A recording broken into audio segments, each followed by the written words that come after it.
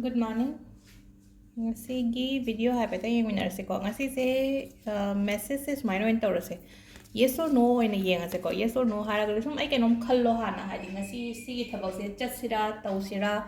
natraga sigi mi siga wari chanasira aigi keno siga aigi thabak siga mari lena na aduna ngasi tawsira natraga hayeng tawsira harna chingba ko. Hadi adumai tawraga khan ngasi gi oina haraga di ko. Ngasi tauge tauroi haibado adugidamakta yes or no haipetang yengse ko. Sidagi dum ai lothoe ko card dum marak sato ga sile ko card hum se ngatan khanbiro aina tawgadori ba thabak to su leire ko wari saga da bo oiro phone to ga da bo oiro na traga chak da bo oiro ko adumba ama heta haitare ko adai sidai 1 2 3 sidagi ama choose to biro ngatan khallaga khanbire ko ma'am 1 2 3 sidagi aduga amana ko hadi kamaina hadi pot se akoida life ta ko yam thuna attract tawbagi ai kenomaga ai share tawrke ko si loira matungda haitare ko aina hoji hoji pamba pot kumba leina ko adudo ai gi life ta yam thuna lakna bagi damakta hadi attract kamaina tawgadagi adugi technique macha amaga ai share tawrke adu sida leire ko card number 1 khanba mi ge ki yengmina se ko there is something better and hai ko sidagi hena phaba haitare ko sidagi hena phaba ma lao haiba le ko nangda ko hadi kidang tawbirano samna haibada hadi ngisi sidagi hena phaba nangna hoje khalli du adu den phaba lakpo oina oigani ko sise number 1 khanba ko 2 gidi yes haire ko 2 khanba mi gidi yes haire nangna tawge na khalli bu tawbiro ko ahamba gi sina hari aina hoje khalli badu dagi amuena phaba lakani hamne ko aduga number 3 gi ju yes haina hadi nangna chatke nangna tawge na khalli ba poto tawbiro ko timing se pung manga ga minute kunithoi dagi na pung nipan ga minute tara pau pai ko aduga mung adugi matungda mapan ga minute kunthra ga mari dagi na pung tara ga minute yankai nipan pau am phare aduga nundhin gi na pung amaga minute ni phutoruk dagi na mari ga minute kunthra humdoi pau am leire aduga nungda wairam haitare ko nungda wairam nungda gi na pung taruk ga minute tara dagi na tara ga minute yankai nipan pau am leire ko adu ahing gi se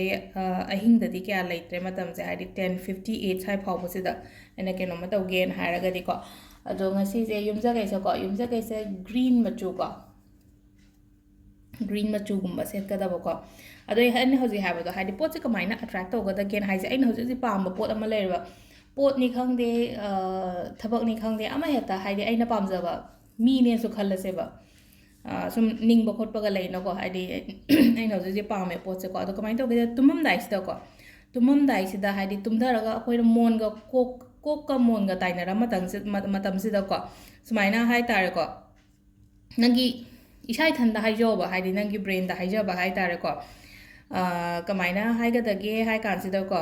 hadi sigi solution se PBO na ko hadi nang na ningi ba potu ge ha sani ko hadi samna ha bada sigi thabak tu gi maming do haire na khala se ko sigi solution se PBO na ha ta isai thanda ninja doine ba ai gi keno se da ko ai thanda haija doine ba hai law na hai doine te ko tumina dum haidi ai mon da haija so ko hadi sigi sana ha give me the solution for this nangi thabak to hara sine ko hadi sigi solution se PBO 21 times haigadaba se ko 21 times handan haigadab ne ko aina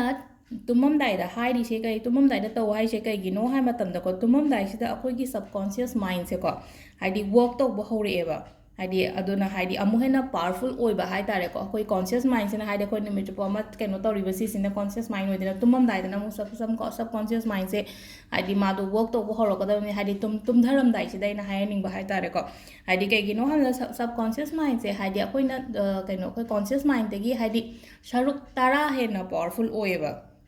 adugi da maktani ko aduna hadi ke no maning ba matam da thun attract to bo aduna ayung an ta gum ba to hai se meditation to bo ro adagi hadi like krom ko po ni ayung angan ba da to ise yam nangan na hai tare ko adu angan ba gum ba se da to wi ba natra nung dang tumam dai sin khai degi best ne ko adu hojik ki na ha ga ai na hojik attract to ni po to 21 times ko nang na sa na thanda nang gi kok ta hai jo ba hadi sigi solution se PBO na ko sigi solution se PBO sigi solution se PBO sigi solution se PBO na 21 time adum count to ro ba khutta hadi 1 2 3 4 ka enter ga hadi 21 times se ko si se ꯅꯨꯃꯤꯠ 12ꯅꯤ ꯈꯛꯇꯪ ꯇꯧꯕꯤꯌꯨꯀꯣ ꯍꯥꯏꯗꯤ ꯅꯪꯉꯣꯟꯗ ꯀꯩꯅꯣꯝꯃ ꯍꯧꯖꯤꯛ ꯂꯩꯔꯒꯗꯤ ꯍꯥꯏꯗꯤ ꯌꯥꯝ ꯊꯨꯅ ꯑꯦꯇ꯭ꯔꯦꯛ ꯇꯧꯍꯟꯅꯤꯡꯕ ꯈꯣꯠꯄ ꯑꯗꯨꯃꯥꯏꯅ ꯂꯩꯔꯒꯗꯤ ꯁꯤꯁꯦ ꯅꯨꯃꯤꯠ 12ꯅꯤ ꯂꯦꯞꯇꯅ ꯇꯧꯕꯤꯕ ꯑꯃꯀꯣ ꯑꯗꯒꯤ ꯑꯃꯨꯛ ꯑꯦꯀꯥꯗꯁꯤꯁꯨ ꯂꯥꯛꯇꯣꯔꯦ ꯑꯗꯣ ꯑꯩ ꯍꯌꯦꯡꯒꯨꯝꯕ ꯁꯦꯌꯔ ꯇꯧꯔꯛꯑꯒꯦ ꯑꯦꯀꯥꯗꯁꯤꯁꯦ ꯍꯌꯦꯡꯗꯤ ꯑꯃꯨꯛ ꯊꯦꯡꯗꯧ ꯃꯥꯜꯂꯦ ꯀꯩꯅꯣꯅꯤꯅ ꯏꯔꯥꯏ ꯅꯨꯃꯤꯠ ꯇꯥꯕꯅꯤꯅ ꯑꯩ ꯍꯣꯔꯦꯟꯒꯨꯝꯕ ꯉꯝꯕ꯭ꯔꯥ ꯌꯦꯡꯒꯦꯀꯣ ꯍꯥꯏꯗꯤ ꯀꯩꯀꯩ ꯇꯧꯕ ꯌꯥꯒꯗꯒꯦ ꯍꯟꯗꯛꯀꯤ ꯑꯦꯀꯥꯗꯁꯤꯁꯤꯗꯀꯣ